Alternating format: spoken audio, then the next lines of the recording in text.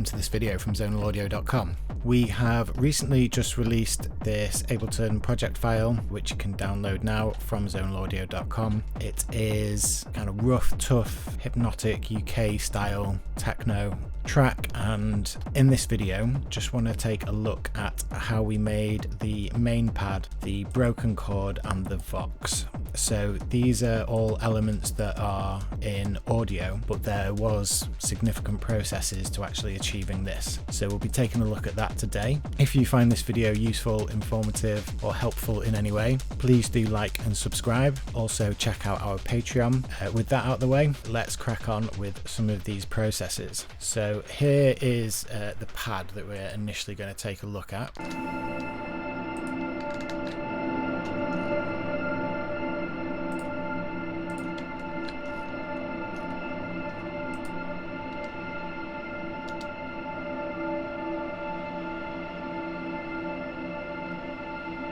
So a nice haunting, eerie pad that just creates a nice atmospheric background for the track and really helps give some kind of back to front depth. And that partly comes from the audio source, which is this sample, which is just like a field recording of passengers on a train and some train elements. And yeah, basically we grabbed this and made a pad out of it. So if we solo this, and I'm going to use Pro Q3 for this technique. And if we don't have Pro Q3, by the way, it does work with EQ8. I will demonstrate that shortly. But one benefit to Pro Q3 is that we have the keyboard down here and we can create nodes on basically the representative frequency of the note down here on the keyboard.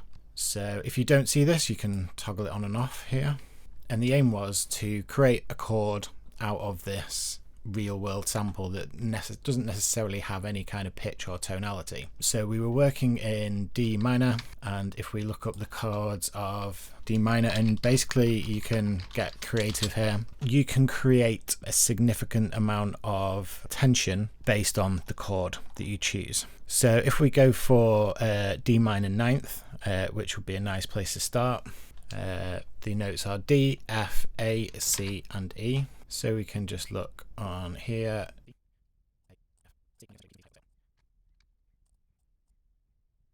Okay, and now when we increase these, we'll just get rid of some of that low end. And we'll bring the volume down and put these to the maximum of 30 dB.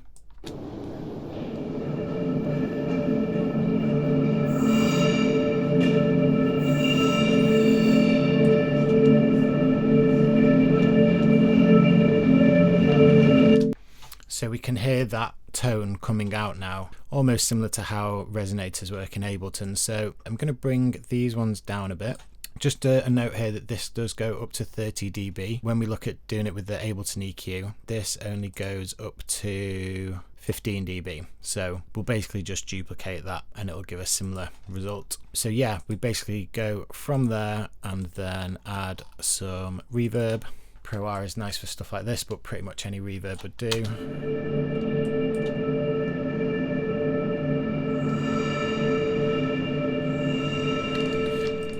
And then we have our pad. So from this to this.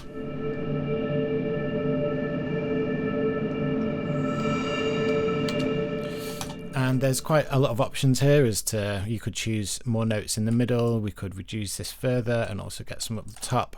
Just totally depends on the vibe that you're going for. But likewise, if we were to do this with Ableton EQ, it's a little more fiddly. We can basically see at the bottom left here, when we scroll, it tells us the note. So we will do a similar thing by getting in all our nodes, and we'll put them. Another limitation here is that we only have 8, whereas FabFilter, I don't know if you ever run out of nodes on that one. But let's do the same thing. So we're looking for F.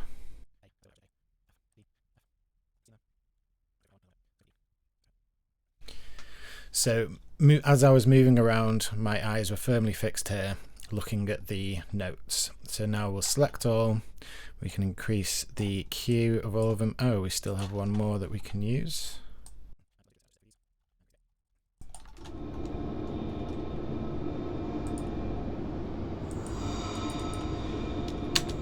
So we're not getting that as strong, so we'll just duplicate this EQ8. So we're essentially doing that 30 dB gain now.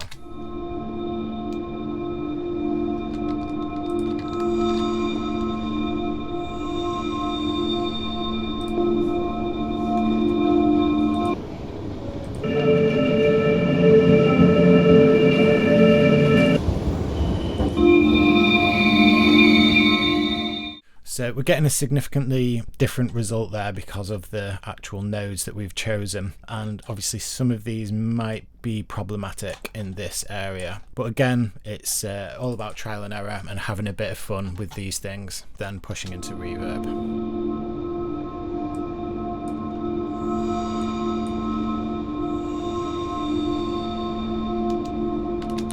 Then we would create a new channel set to resample, record enable, and just grab the sample.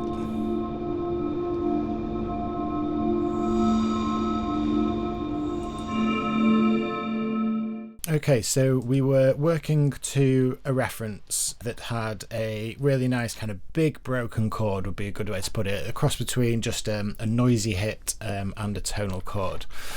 So we have the broken chord, as we're calling it. So really abrasive, really harsh, and that is mixed with this to fill out the lower frequencies, and then processing wise on the group there's not really much, they're both already very rich sounds.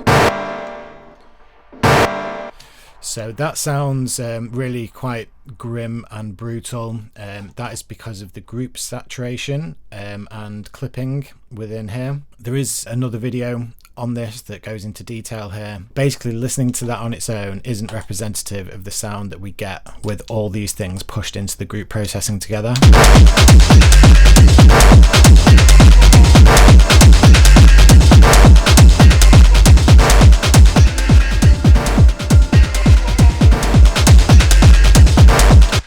So to listen to this outside of that group,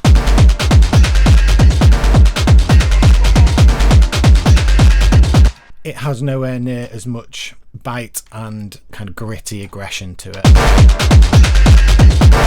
I mentioned that because it's kind of multifaceted layering of doing one process, layering that with another sample, and then actually putting that into another group that already has group processing on it. So yeah, processing is king in this scenario, but let's take a look at what we did. So we have this chord here, and we didn't choose a chord as such, we just basically wanted to get something that has a lot of tension, hence why we've got these notes close together with no processing. So just a side note, this channel is left in the project when you download it, so you know, you can just go ahead and create some different chords or tweak the preset a little bit, and then you have a new version of this to record. But yeah, this is without processing, so already quite rich, got the octaves down so we get that kind of gnarly sound to it, and then pushed into reverb, which is then distorted, and then we have just some EQ taking out the lows.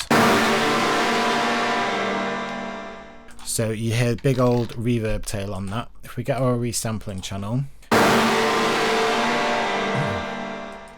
and this is the beauty of working in audio, so once we've captured this,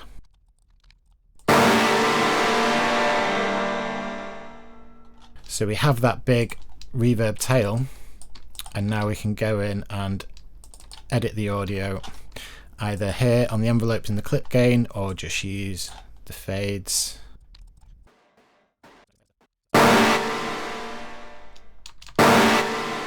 So So we get much more control out of the sound. So if we look at where we've ended up here, we might even want to just take off a little bit of that high end. We now have the opportunity to really place this as we want it.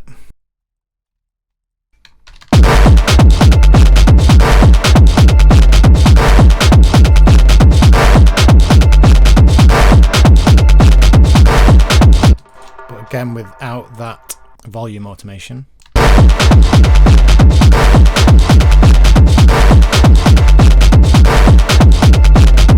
So yeah, nice bit of extra control over the tail there. A lot of the time it can be very beneficial to get sounds into audio for further processing. So let's take a quick look at the vocal. So this came from just a random recording from YouTube, recording some disco acapellas or something like that, just for a quick preview of that.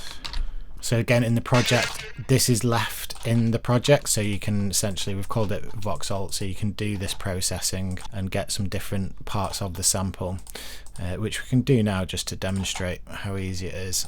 I'll just increase the gain here. It's all in my heart, I'm never stop. So this has already been pitched down by 9 semitones from the original. So it's all in my heart, I'm never stop loving you. So we're getting some pretty nasty artifacts there, but that's not a problem. We probably don't want to pitch this back up. But yeah, we have the processing here. So if I just loop this section, and then it was basically a case of quite carefully selecting a vocal that had a nice call and response to it. So I might start by just grabbing one piece there and another piece there quite randomly and tailor it from there. We will go through this processing shortly, but essentially the processing would most likely come last.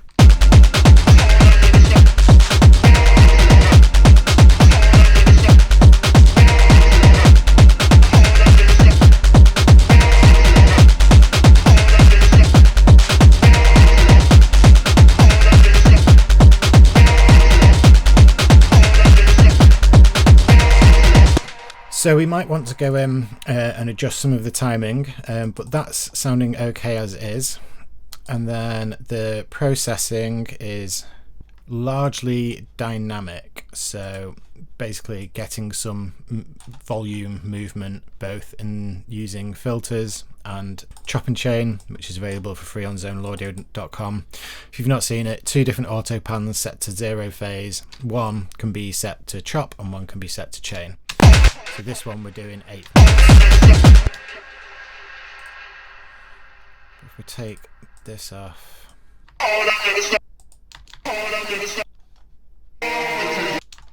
so we have an auto filter on thirds and down, so you can hear that movement there. MS2 setting, quite a bit of drive, so getting it a bit more full. Some echo, not too much here, but then we're also getting a few changes based on that, and then EQ and the pedal that was already on there, that was doing a lot of heavy lifting. So set to the fuzz, so we're really kind of breaking the vocal up, and then even more EQ here.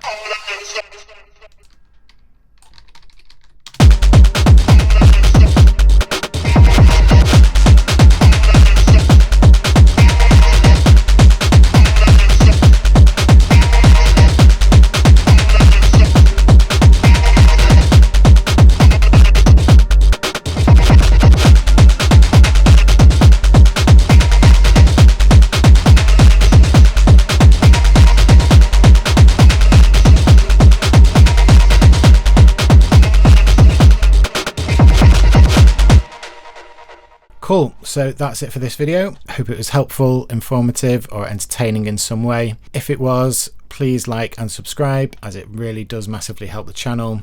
Also check out patreon.com/zonalaudio. Once again, you can download this template right now from zonalaudio.com. Till next time, bye.